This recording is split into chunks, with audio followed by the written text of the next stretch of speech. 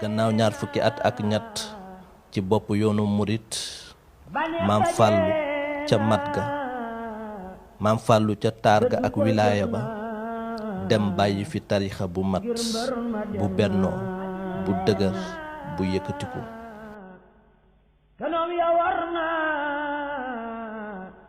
jënam ya naay na ngir mbër ma dem na adduna rus na mbaaram ma rës na sa géem sa toj na ngir mbër ma dem na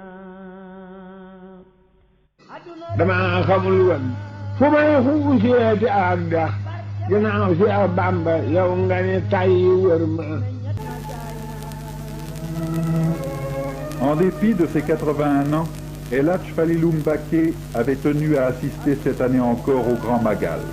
jóg leen taxaw ñu sant Cheikh Falilou ku teg ba ceg ñu jublu Cheikh Falilou yaa raw mboolem lawli yow Falilou yaay Mustafa yaay Muntaxa yaay waliyu géej mi ndeef yaay ci neex na Mbacké Cheikh Falilou sama yaram dafa daw ñun sëñ Fallu lañu am moom lañu bëgg moom lañu yaakaar tey ak ëllëg. waaw kii ku mu doon.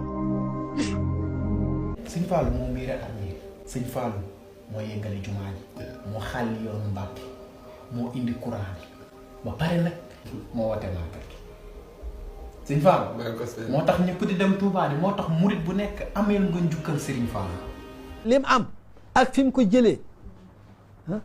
Afrique laa wax Afrique bu ñu amee indépendance ñoom Sëriñ Fallu la ñu may indépendance te Sëriñ Tuubaa ko ko joxoon Sëriñ Fallu may ko Senghor. waaye Sëriñ Fallu lépp rek waaw Sëriñ Fallu fépp Sëriñ Fallu daj lépp nag. Sëriñ Fallu Mbacké ba mbindee kaamil bi ndax daa toog wax Baye Souley Gueye na ko amoo leen sama fay ndax maa leen tee tàbbi sa wara. moo tax ma ne suñ néew ko ku la bëgg de ko xam sa tur wi. loolu la wax suñu tubaab. tey loolu. waaw li ma ci bëgg daal mooy na ko xam sa tur wi rek ba mu lakk. àjjana ko murit bu fa teg sa tànk te waxoo jërëjëf sëñ Fallu gore woo. yaraw ci mboolem lawle yaay Alaaji Fallu yaay Mustafa yaay Muntaxa yaay waliyu yaraw ci mboolem lawle yaay Alaaji Fallu